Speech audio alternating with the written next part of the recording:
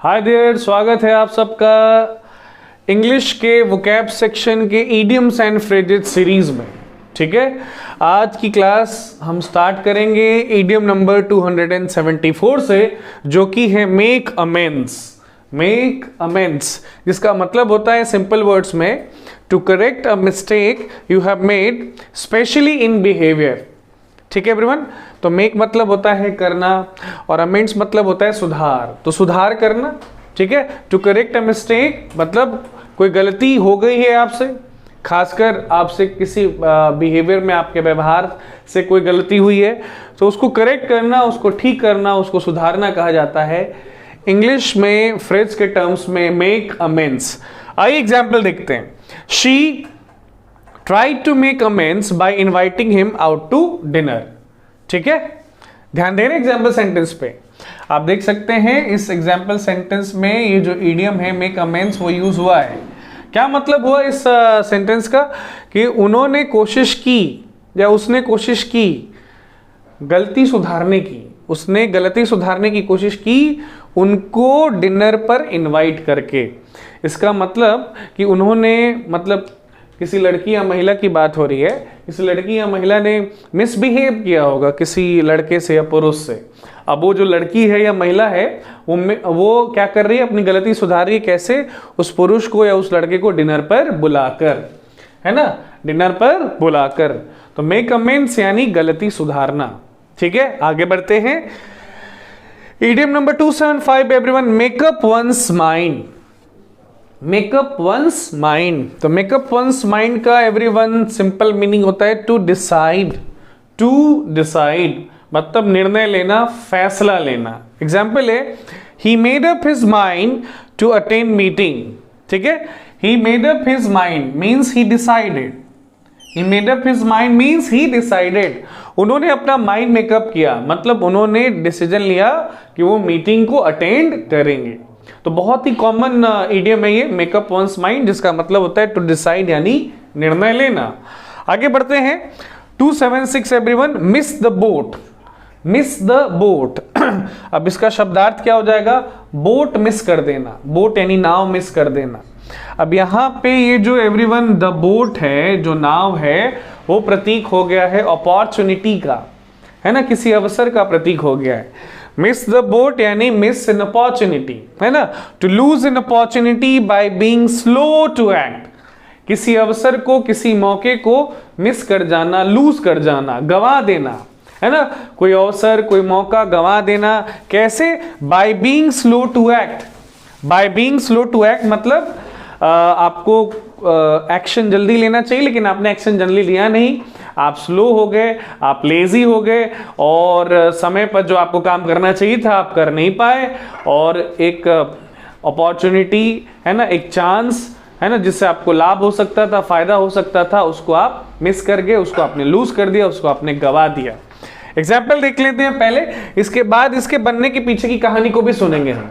Example sentence है the discount price cell ended today and I just missed the boat on making a great deal. बताइए, कहा जा रहा है कि आज आखिरी दिन था। आज आखिरी दिन था किसका? डिस्काउंटेड प्राइस सेल का।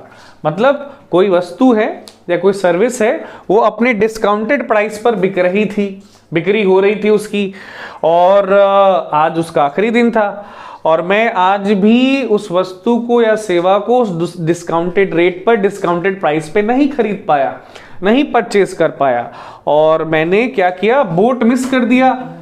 अब ऐसा तो इडियम्स के फॉर्म में बोलते हैं, है ना, आसान शब्दों में अर्थ क्या हो गया?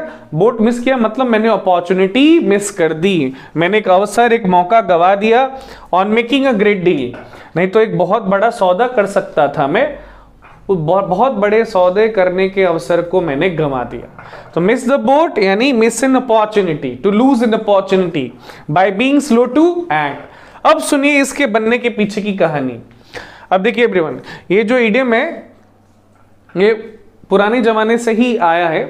उस जमाने से आया है जब लोगों के पास कोई और साधन नहीं होता था एक जगह से दूसरे जगह जाने का, सिवाय नाव के या जहाज के। ठीक है, तो सब लोग तैयार हैं, नाव में सवार हो गए हैं, और जाहिर सी बात है अगर बहुत सारे लोग हैं तो एक समय होता है जिसको लोग तय करते हैं, उसी समय पे हम लोग यात्रा करना चालू करेंगे। अब अगर आप लेजी हैं, स्लो हैं, लेट हैं, है ना, तो आप नहीं पकड़ पाएंगे टाइम पर बोट को, और बोट मिस हो गया मतलब अपॉर्चुनिटी मिस हो गई एक जगह से दूसरी जगह जाने की, यात्रा करने की, अब वो चाहे जिस पर्पज से भी हो आपकी यात्रा। तो बस क्या था, ये जो मिस द बोट था वो उस जमाने में लिटरली यूज होता था और आज फिगरेटिवली यूज होता है ना। उसका उस समय शब्दार्थ होता था, आज हम इसको मुहावरा की तरह यूज करते हैं और इसके भावार्थ को समझते। चलिए, idiom number 277 everyone, pick holes. Pick holes, ठीक है, होल मतलब छेद होता है, अब पिक मतलब होता है चुनना, तो इसका शब्दार्थ क्या हो गया, छेद चुनना, ठीक है, छेद चुनना। चलिए, जैसे आप बाजार गए, किसी दुकान में कोई कपड़ा, कोई वस्त्र खरीदने गए, अपने लिए कोई शर्ट या पैंट लेने गए आप, या कोई भी ड्रेस लेने गए आप, और तो लेने के पहले बहुत अच्छे से उसको देखते कि कहीं उसमें कोई खामी तो नहीं है ना, मतलब कोई तरह की डिफेक्ट तो नहीं है उस कपड़े में। और कभी कभी ऐसा होता है कि आपको कपड़े में कुछ डिफेक्ट मिल जाता है, छेद दिख जाता है, तो आप डिफेक्ट ढूंढ रहे हैं, आप होल ढूंढ रहे हैं। तो होल ढूंढना, होल पिकअप करना मतलब गलती ढूंढना, खामी ढूंढना, ये मीनिंग होता है everyone. To make an effort to find flaws और negative aspects in something through excessive analysis और क्रिटिसिज्म। ध्यान दीजिएगा उसके मीनिंग पे। कहा जा रहा है कि पिक होल्स का मतलब होता है टू मेक एन एफर्ट, मतलब कोशिश करना, प्रयास करना। क्या करने का, गलती ढूंढने का, है ना, खामी ढूंढने का, कमी ढूंढने का, या कोई निगेटिव एस्पेक्ट ढूंढने का कोशिश करना किसी भी चीज में। कैसे, थ्रू एक्सेसिव एनालिसिस और क्रिटिसिज्म। थ्रू एक्सेसिव एनालिसिस और क्रिटिसिज्म मतलब अत्यधिक विश्लेषण करके या आलोचना करके, अत्यधिक विश्लेषण करके या आलोचना करके गलती ढूंढना, निगेटिव चीजें ढूंढना किसी भी चीज में, इसी को कहते हैं पिक होल्स। एग्जाम्पल है, it was almost impossible to pick holes in his argument. क्या मतलब हुआ पूरे सेंटेंस का एवरीवन, कि उसके आर्गुमेंट में, उसके तर्क में लगभग असंभव था गलती ढूंढना, कमी ढूंढना, खामी ढूंढना, त्रुटि ढूंढना।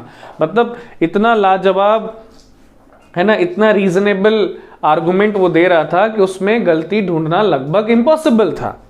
सो to pick holes means to find mistakes, to find flaws, to find negative aspects. Okay.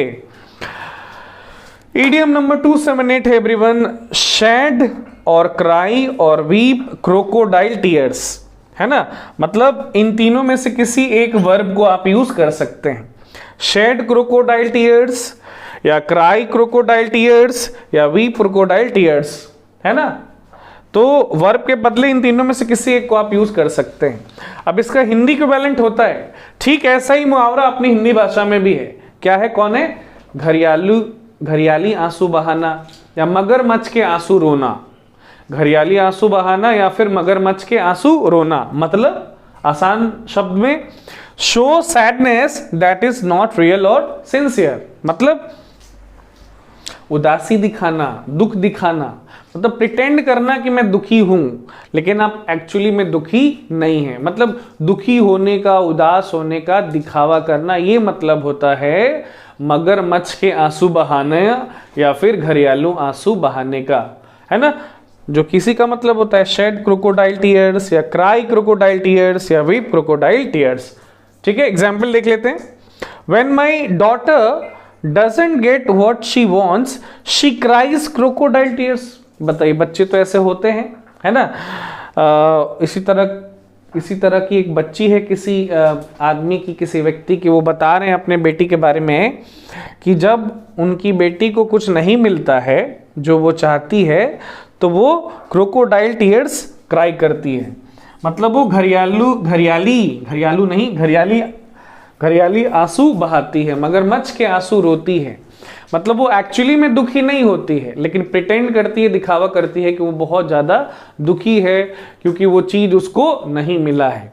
अब सुनिए इसके बनने के पीछे कहानी क्या है ना, ये इडियम कहां से आया।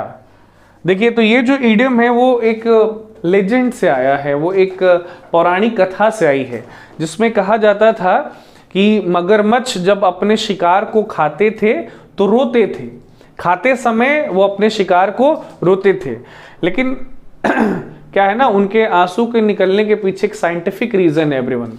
मगरमच्छ या घड़ियाल जब अपने शिकार को खा रहे होते हैं तो वो बहुत ज्यादा गैस है ना रिलीज करते हैं, और उसी गैस से ना उनके टीयर ग्लैंड पर असर पड़ता है और उनके टीयर ग्लैंड से अश्रु ग्रंथि से आंसू निकलने लग जाता है। बस उसी लेजेंड से इस लाइन तो नहीं बोलेंगे, इस ग्रुप ऑफ वर्ड को, ईडियम को उठा लिया गया और ये अब फिगरेटिवली यूज होता है ना, झूठा दुखी होने का।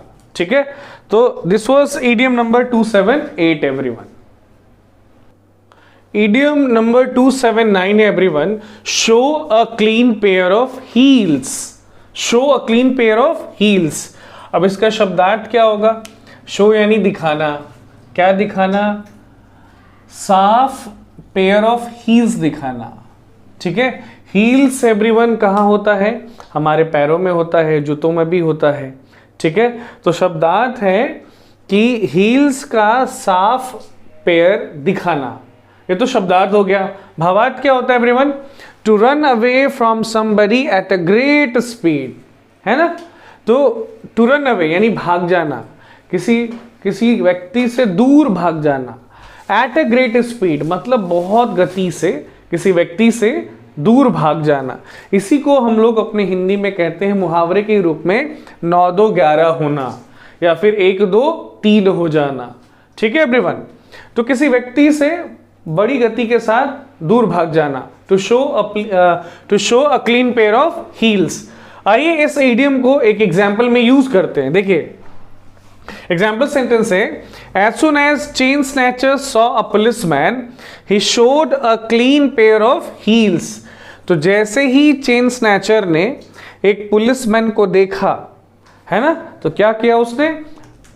वो ग्रेट स्पीड से भाग गया। He showed a clean pair of heels. He showed a clean pair of heels means what? वो तेज गति से पुलिस से दूर भाग गया। ठीक है, 9-2-11 हो गया। चलिए, idiom number 280 everyone, take French leave. अब इसका शब्दार्थ होगा छुट्टी लेना, है ना। कैसी छुट्टी लेना? तो फ्रेंच छुट्टी लेना। अब ये फ्रेंच छुट्टी लेना क्या होता है समझिए, उसका मीनिंग यहां पे दिया हुआ है। To leave without getting permission और विदाउट इन्फॉर्मिंग एनीवन। अच्छा, तो टू टेक फ्रेंच लीव का मतलब होता है कि चले जाना। सुन रहे हैं? चले जाना, कहीं चले जाना बिना परमिशन के, बिना अनुमति के कहीं चले जाना, या बिना किसी को बताए चले जाना, ये मतलब होता है टू टेक फ्रेंच लीव का। ठीक है, एग्जाम्पल देखते हैं। एग्जाम्पल है, many students take French leave to see IPL matches, है ना।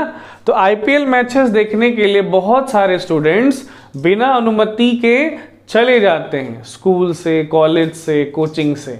ना तो वो अनुमति लेते हैं अपने टीचर्स का या किसी और का, और ना ही वो इन्फॉर्म करना जरूरी समझते हैं, है ना। तो बिना अनुमति के चले जाना मतलब टू टेक फ्रेंच लीव। ठीक है, अब थोड़ा सा अजीब लग रहा होगा कि इस तरह से चले जाना किसी जगह से, इसका फ्रेंच से क्या कनेक्शन है? देखिए, तो इसके बनने के पीछे की कहानी सुनिए। बात उन दिनों की है एवरीवन, जब इंग्लैंड और फ्रांस के बीच में लड़ाइयाँ बराबर होती थी। ठीक है, तो ये जो इंग्लिश सोल्जर्स थे, ये जो अंग्रेजी सैनिक थे, ये कहते थे कि ये जो फ्रांसीसी सैनिक है वो कावर्ड हैं, उनको वो कावर्डली बोलते थे, डरपोक बोलते थे, कायर बोलते थे, क्योंकि ये जो अंग्रेजी सैनिक थे वो आरोप लगाते थे, इल्ज़ाम लगाते थे, या यूँ कहें कि बदनाम करते थे फ्रांसीसी सैनिक को, ये बोलकर कि वो युद्ध भूमि छोड़ के चले जाते हैं, है ना। हार के डर से, मौत के डर से, मारे जाने के डर से युद्ध भूमि, बैटल फील्ड को छोड़कर चले जाते हैं, और ना तो इन्फॉर्म करते हैं, ना ही किसी से परमिशन लेते हैं। अब क्योंकि अब इंग्लिश सैनिक ये आरोप लगा रहे हैं और अंग्रेजी भाषा तो भाई अंग्रेजों का सपोर्ट ही करेगी, अब किसी और देशवासियों का तो वो सपोर्ट करने से रही। तो बस क्या था, बस उसी मिथ्या से, अब मिथ्या कह लीजिए, सच कह लीजिए, जो कह लीजिए, अब उसी बात से ये वाला इडियम बन गया है टू टेक फ्रेंच लीव, है ना। फ्रेंच लीव लेना मतलब बिना परमिशन के लीव ले लेना, या बिना बताए किसी को कहीं से चले जाना। एग्जाम्पल तो आपने सुन ही लिया है। चलिए तो आगे बढ़ते हैं अगले इडियम की तरफ। अगला इडियम है हमारा 281, turn over a new leaf. Turn over a new leaf. तो टर्न ओवर का मतलब होता है एवरीवन पलटना, ठीक है। ऐसे आपको पता होगा लीफ का मतलब पत्ता होता है, पत्ती होता है ना, पत्ता पत्ती जो पेड़ और पौधे पर होते हैं। लेकिन यहाँ पे जो लीफ है एवरीवन, यहाँ पे जो लीफ है इसका मतलब वो पत्ता पत्ती नहीं है जो पेड़ या पौधे पर होते हैं। यहाँ पे जो लीफ है वो मतलब वो उसका मतलब है पेज। यहाँ पे जो लीफ है उसका मतलब है पेज, यानी पन्ने, पृष्ठ, जिसको हम लोग शुद्ध हिंदी में कहते हैं। बात 16वीं सेंचुरी की है, 16वीं शताब्दी की है, जब पुस्तक के पन्नों को, पेजेस को, पृष्ठ को लीफ कहा जाता था, ठीक है एवरीवन। तो टर्न ओवर यानी पलटना, न्यू लीफ मतलब न्यू पेज, मतलब पुस्तक को या कॉपी को पलट के नया पेज ले आना। नया पेज ले आना मतलब ब्लैंक पेज ले आना, है ना, सादा पेज, खाली पेज ले आना, ठीक है, और उस पर फिर से लिखना, उसको स्टार्ट ओवर करना, ठीक है एवरीवन। तो बस क्या था, वो चीज जो उस समय ऐसे बोली।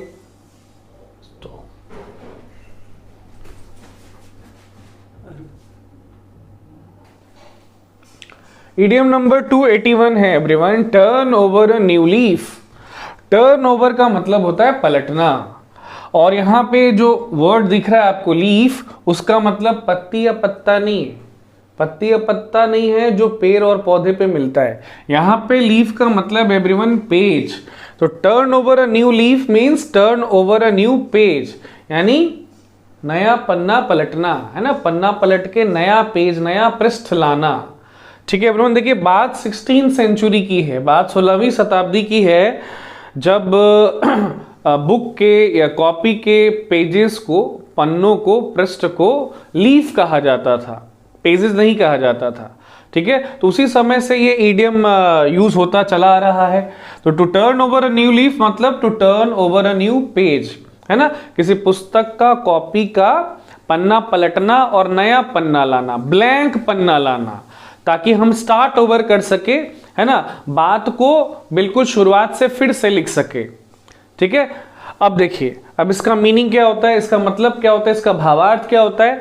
To alter your behaviour in a positive way, है ना। टू ऑल्टर मतलब टू चेंज, बदलना, ठीक है, अपने व्यवहार को बदलना पॉजिटिव वे में, सकारात्मक तरीके में अपने व्यवहार को बदल लेना। अब बदल लेना मतलब ऑब्वियस है कि पहले आपका व्यवहार निगेटिव था, गलत था, उसको आप बदल रहे हैं, मतलब आप सुधर रहे हैं।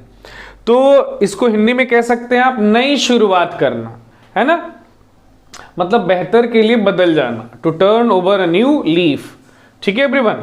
तो वो जो पुस्तक का पन्ना पलटना था और नए पन्ने पर, ब्लैंक पन्ने पर आना था और चीज़ों को फिर से लिखना था, तो वो इस चीज़ का प्रतीक हो गया कि आपने पास्ट में, बीते समय में कुछ गलत किया, अब आप चाहते हैं कि वो गलती आपसे दोहराई ना जाए, और अब आप सुधर गए हैं, आपने अपने आप को चेंज कर लिया है बेहतर होने के लिए। एग्जाम्पल देखते हैं, she promises to turn over a new leaf if we give her one more chance, not once more chance. तो क्या मतलब हुआ इस पूरे वाक्य का एवरीवन, कि उन्होंने या उसने हमसे वादा किया है, क्या वादा किया है, कि हम लोग अगर उसको एक मौका देते हैं, एक और मौका देते हैं, एक और अवसर देते हैं, तो she will turn over a new leaf, मतलब वो अपने आप को चेंज करेगी इन अ पॉजिटिव वे, मतलब वो अपने आप में सुधार लाएगी, ठीक। आगे बढ़ते हैं। इडियम नंबर 281 है everyone, रैंगल over an ash shadow. रैंगल over का मतलब होता है लड़ना, झगड़ना, मारपीट करना। ऐसा आपको मालूम है गधा होता है, और शैडो मतलब परछाई। तो इस पूरे इडियम का मीनिंग, हिंदी मीनिंग क्या हुआ मेरे भाई? तो गधे के छांव के लिए, छांव तो नहीं बोलेंगे, गधे के परछाई के लिए लड़ना, गधे के परछाई के लिए लड़ना, ये शब्दार्थ है। इसका भावार्थ क्या होता है? To argue over trivial matters. तो छोटी छोटी बातों पर, है ना, तुच्छ बातों पर आर्गू ओवर करना, मतलब बहस करना, है ना, लड़ाई करना, लड़ना झगड़ना, वही चीज लिखा हुआ है हिंदी में भी, छोटी बात पर झगड़ा करना। To wrangle over an ash shadow. एक बार ना एग्जाम्पल देख लेते हैं, उसके बाद इस ईडियम के बनने के पीछे इंटरेस्टिंग कहानी को भी सुनेंगे। एग्जाम्पल क्या है? Dear sweet relation ended because they wrangled over an ash shadow। बताइए बताइए बताइए, वहां पे अपस्ट्रॉफी है, ध्यान दीजिएगा। कहा जा रहा है कि दो लोग हैं, या दो से अधिक लोग भी हो सकते हैं, बोला जा रहा है उनका जो स्वीट रिलेशन था, है ना, उनके बीच जो मधुर संबंध था वो खत्म हो गया, क्योंकि वे लोग लड़ बैठे, झगड़ बैठे एक छोटी सी बात पर, एक तुच्छ बात पर, है ना, बेतुकी बात पर लड़ झगड़ बैठे। So they wrangled over an ass's shadow means they fought over trivial matter, they argued over trivial matter, और उस तुच्छ बात ने उनके मधुर संबंध को, मधुर रिश्ते को खत्म कर दिया। ये था एग्जाम्पल और उसका मीनिंग। अब सुनिए इसके बनने के पीछे की इंटरेस्टिंग कहानी। तो ये जो इडियम है एवरीवन, ये आया है एक ग्रीक लेजेंड से, एक यूनानी पौराणिक कथा से ये वाला इडियम आया है ना। उस कथा में, उस कहानी में होता क्या है एवरीवन, एक व्यक्ति होता है ना, वो रेंट पर, किराए पर एक गधा लेता है, ऐश लेता है, ठीक है। और क्योंकि उस दिन बहुत धूप थी तो गधे के परछाई में वो बैठ जाता है धूप से बचने के लिए। लेकिन वो जो मालिक होता है गधे का, जिसने बेचा था उस गधे को, उस व्यक्ति से, उस ट्रैवलर से, उस यात्री से, वो भी गधे के उसी छांव में बैठना चाहता है। अब बताइए, गधे के छांव में बैठने के लिए दोनों लड़ने झगड़ने लग जाते हैं। बस उसी इंसिडेंट से, उसी कहानी के इस इंसिडेंट से ये वाला इडियम आज तक यूज होता है। गधे के छांव के लिए लड़ना मतलब तुच्छ बात के लिए लड़ना, झगड़ना, बहस करना। आगे बढ़ते हैं। 283 everyone, turn up one's nose at, turn up one's nose at, ठीक है। तो देखिए इसका शब्दार्थ क्या होगा कि अपना नाक टर्न अप कर लेना, मतलब अपना नाक घुमा लेना। अब जब आपका नाक घूमेगा तो आपका पूरा मुंह भी घूमेगा, तो अपना मुंह घुमा लेना, अपना मुंह मोड़ लेना, है ना। इसका शब्दार्थ आपको कहां ले जा रहा है? अपना मुंह मोड़ लेना। मुंह मोड़ लेना का मतलब क्या? To reject something because you think it's not good enough for you, ठीक है। तो किसी चीज को रिजेक्ट कर देना, अस्वीकार कर देना, उसको ना अपनाना, क्योंकि आपको ऐसा लगता है कि वो आपके लिए सही नहीं है, अच्छा नहीं है। तो इसी को कहेंगे तिरस्कार कर देना, है ना, मतलब स्वीकार ना करना। Turn up one's nose at. आइए इस इडियम को हम एक एग्जाम्पल सेंटेंस में यूज करते हैं और उसके मीनिंग को बहुत अच्छे से समझते हैं।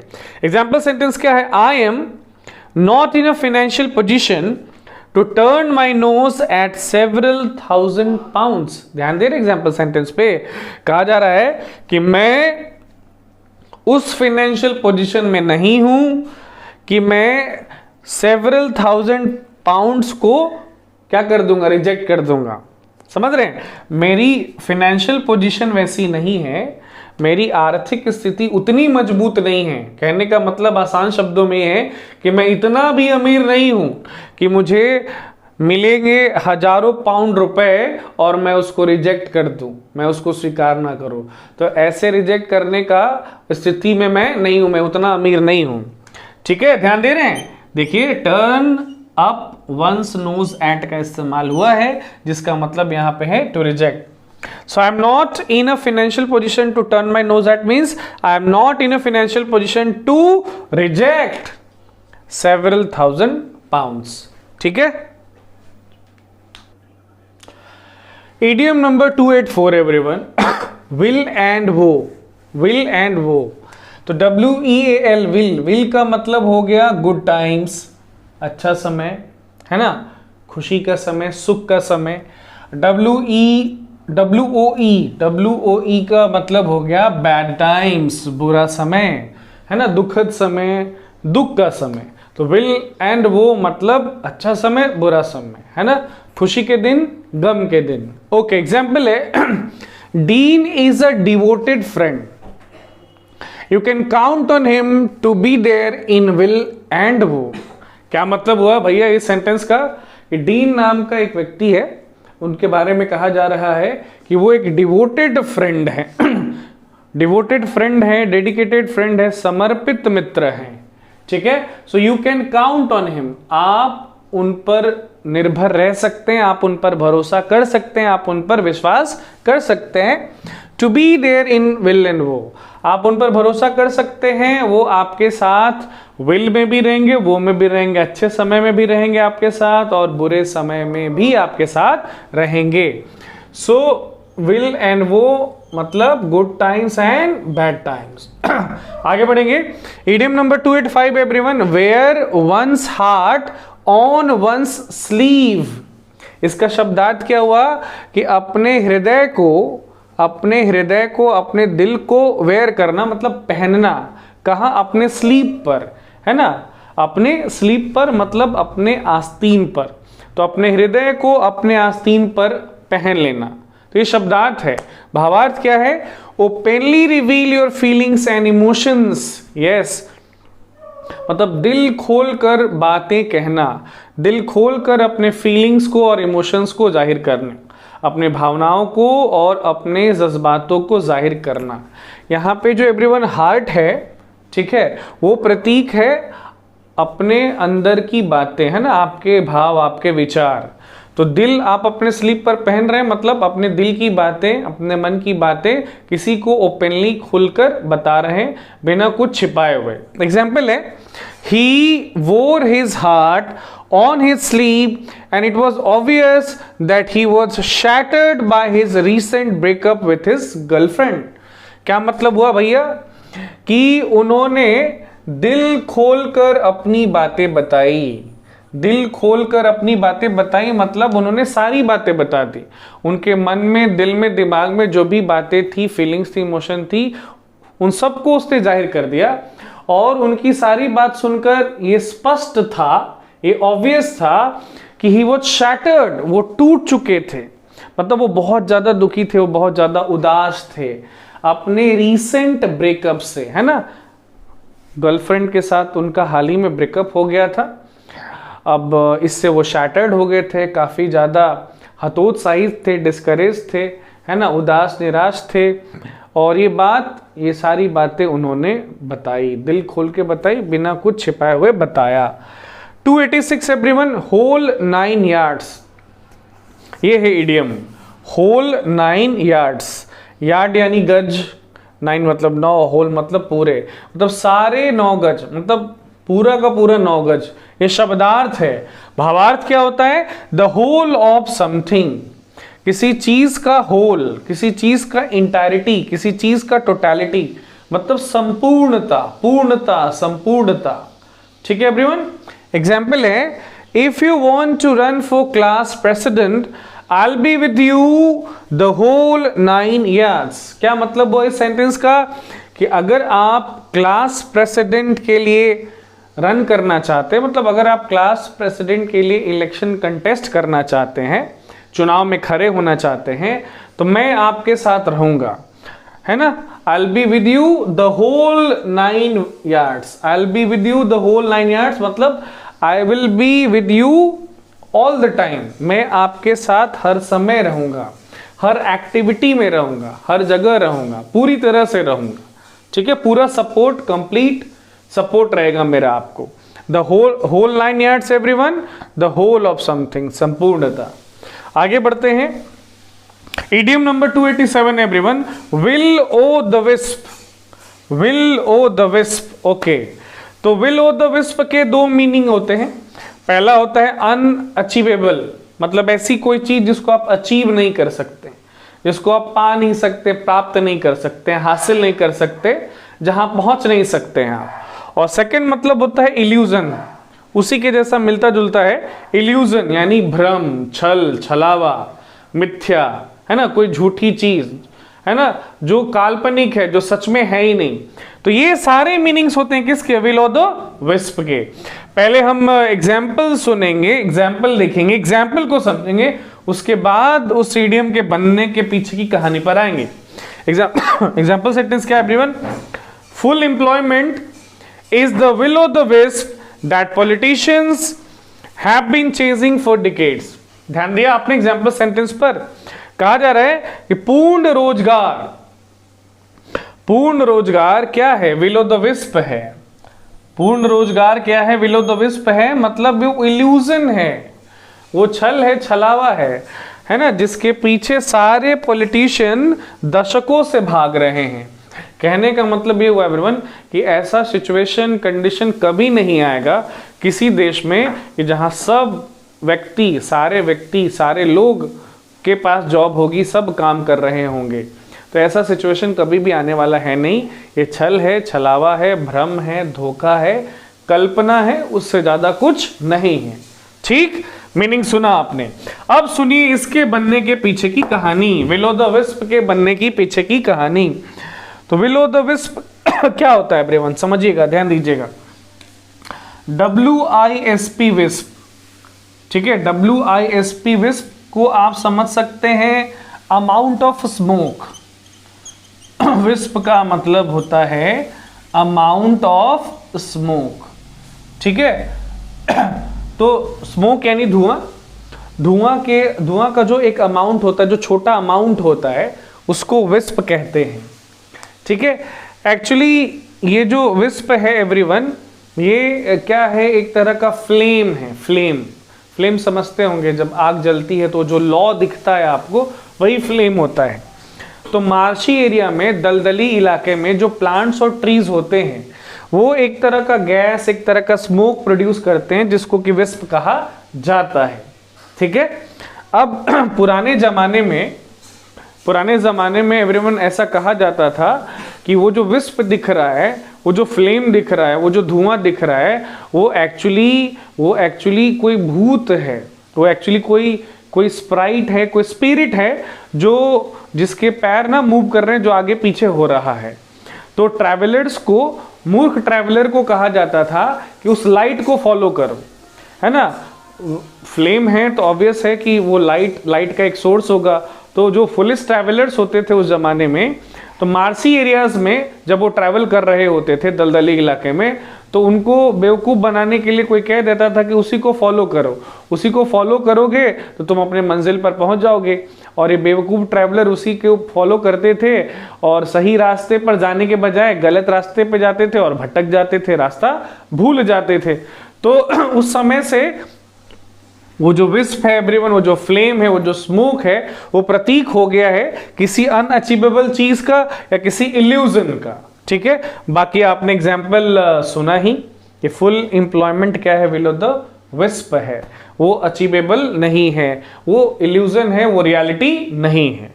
चलिए 288 एवरीवन, इडियम है, इनफैक्ट फ्रेज है, योमेंस सर्विस। सर्विस का मतलब आपको पता है, सेवा होता है, कार्य होता है, काम होता है। योमेन का मतलब क्या होता है?